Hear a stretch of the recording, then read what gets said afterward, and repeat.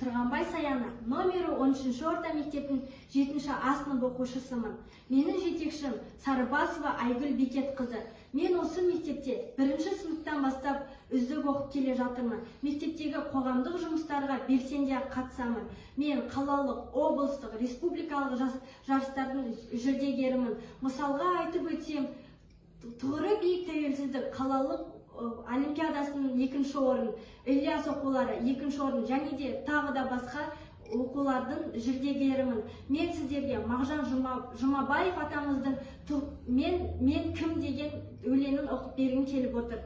Арыстанмын айбатыма кім шыдар, жолбарыспын маған қарсы кім тұрар, көкте бұлт, желде жермін гулеген, жер еркесі желдің жөнін кім сұрар.